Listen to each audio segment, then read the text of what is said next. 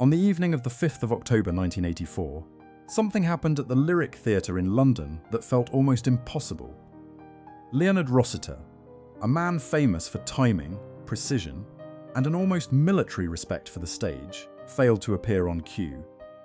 He was appearing in Joe Orton's Loot, playing Inspector Truscott, a role that demanded control, speed, and a certain sharp unpleasantness, all things Rossiter could deliver before breakfast.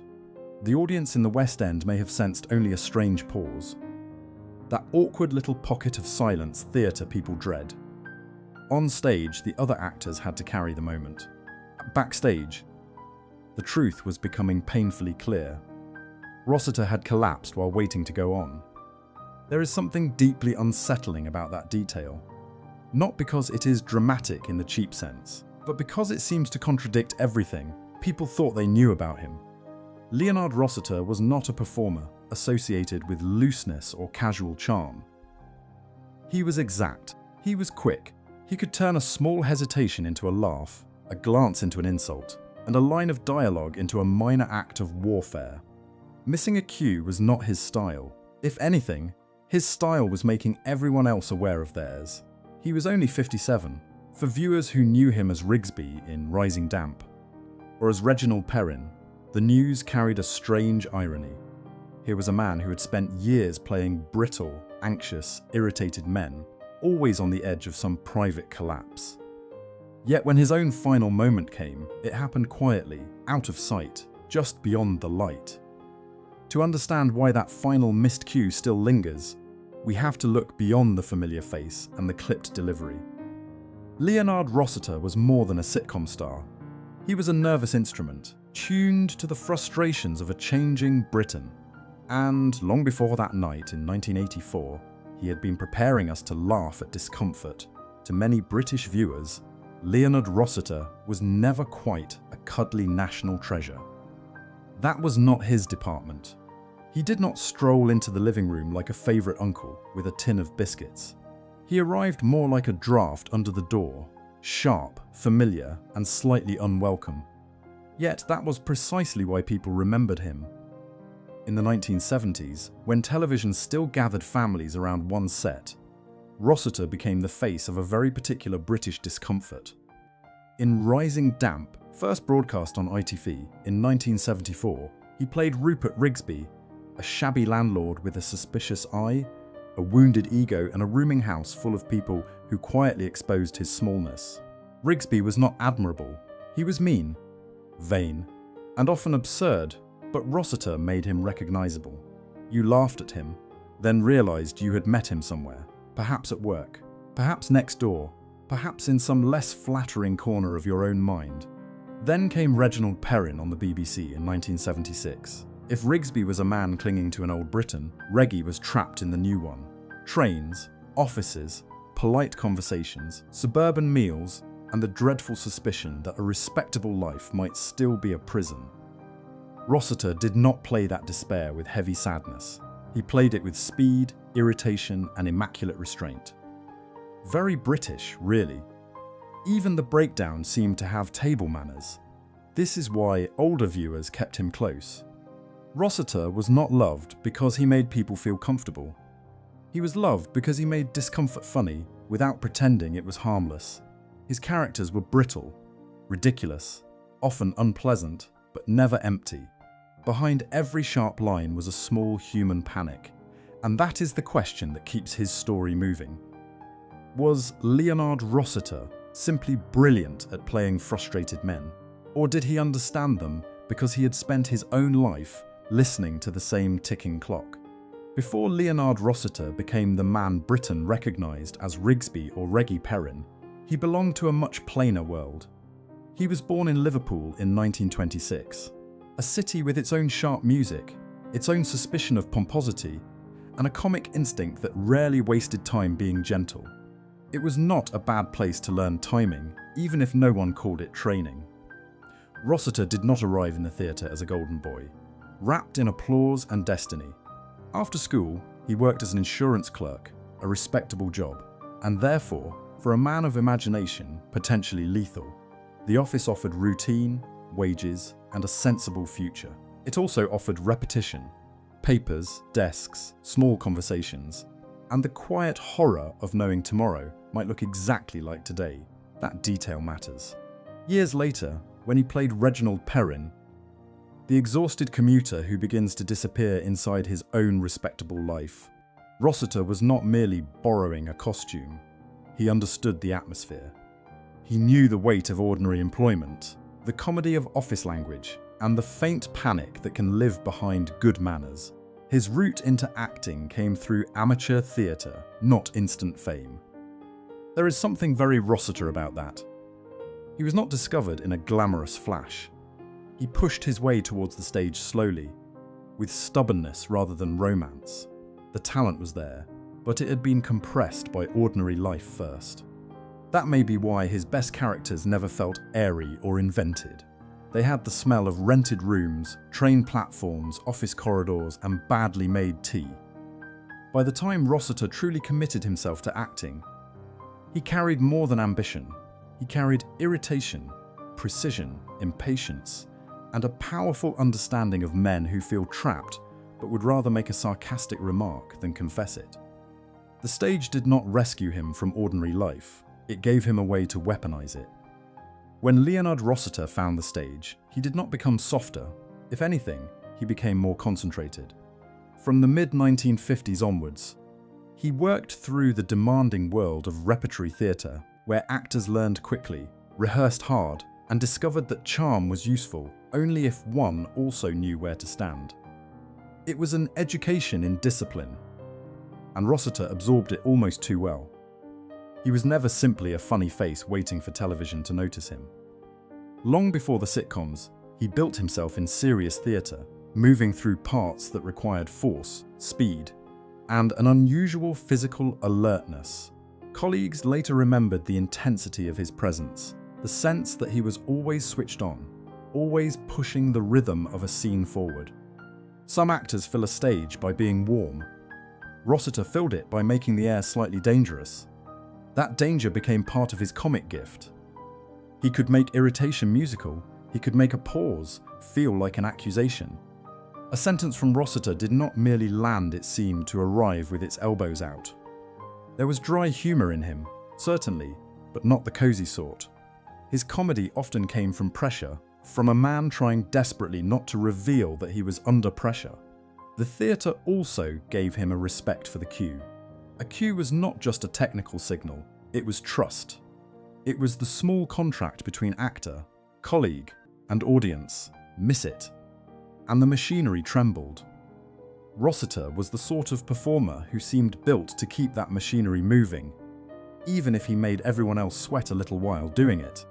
By the late 1960s and early 1970s, he had the tools that television would soon need: speed, sharpness, cruelty, vulnerability, and the ability to make a disagreeable man fascinating.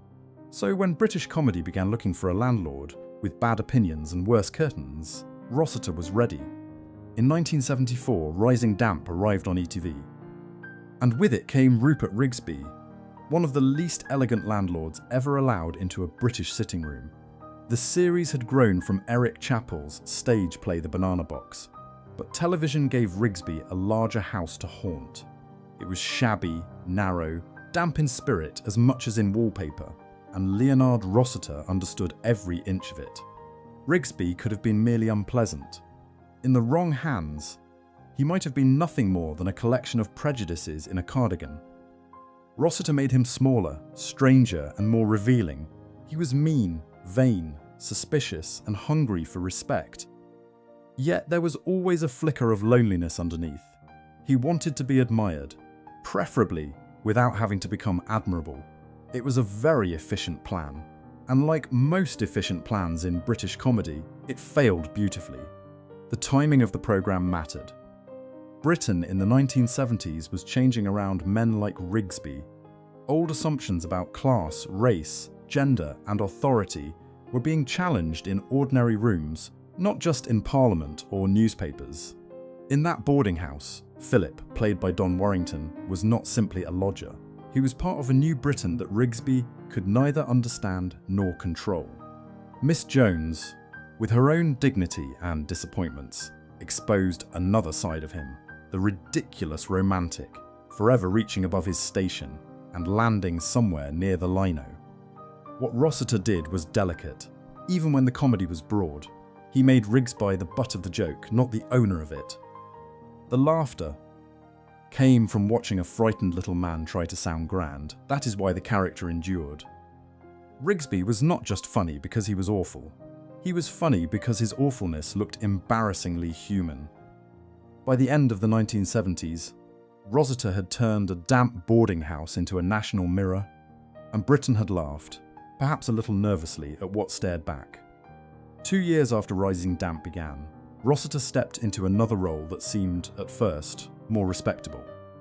In 1976, the BBC introduced the fall and rise of Reginald Perrin, and suddenly the shabby boarding house gave way to commuter trains, office corridors, executive lunches, and the quiet terror of being called normal.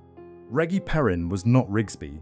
He was cleaner, better dressed, and far more socially acceptable, which in British comedy often means he was in deeper trouble. He had a job, a wife, a house, and the outward shape of success. Yet each day seemed to remove another small piece of him.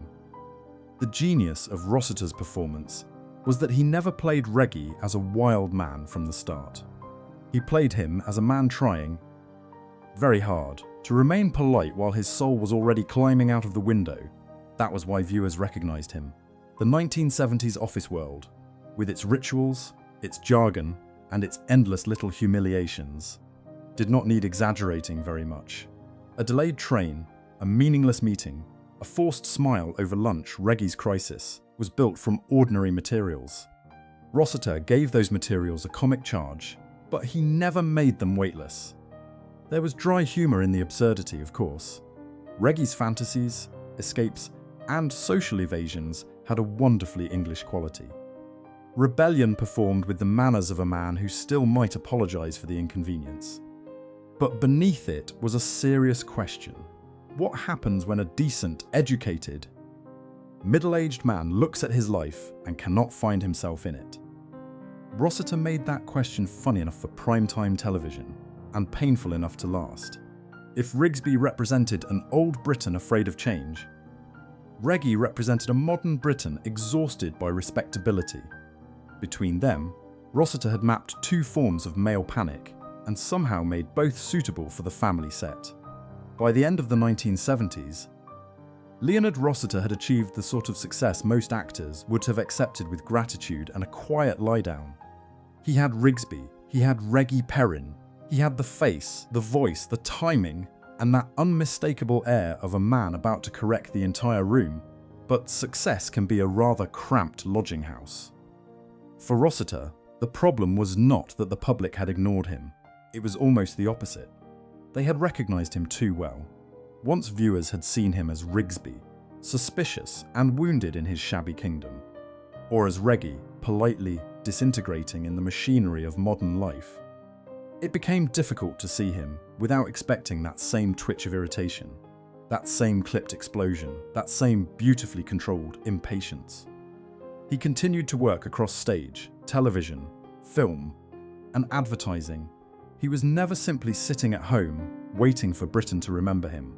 In 1980, his appearance on Desert Island Discs confirmed that he was not just a sitcom performer, but a familiar figure in the wider culture. Still, the shadow of those two great roles followed him closely. A blessing, certainly. Also, perhaps, a nuisance with excellent repeat value. Those who worked around Rossiter often spoke of his seriousness, his preparation, and his almost relentless professional energy. That sort of discipline can produce brilliance. It can also make rest feel suspicious. He was demanding because the work mattered to him, and because, beneath the sharpness, there seemed to be little patience for waste, laziness, or soft sentiment. By the early 1980s, British television was changing again. New faces were arriving, new rhythms were forming, and the old studio sitcom was beginning to feel less certain of itself.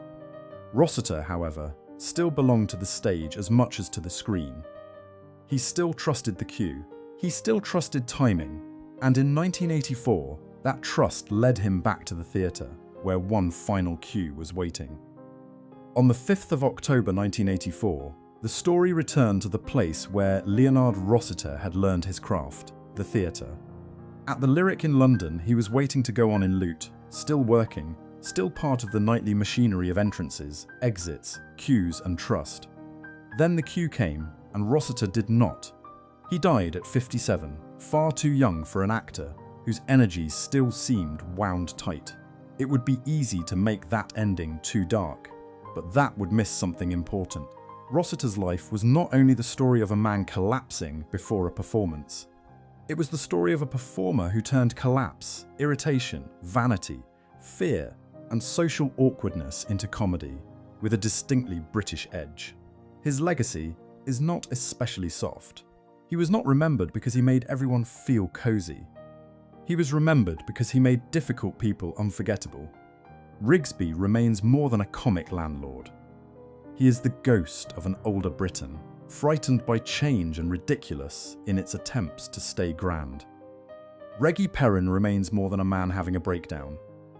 He is the polite scream of the office worker, the commuter, the husband, the respectable citizen who suddenly wonders where the living part of life has gone. Rossiter gave both men shape, speed, and strange dignity. He understood that comedy does not always come from happiness.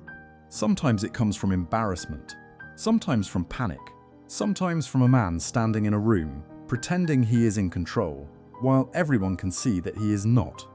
Perhaps that is why his final missed cue still feels so haunting.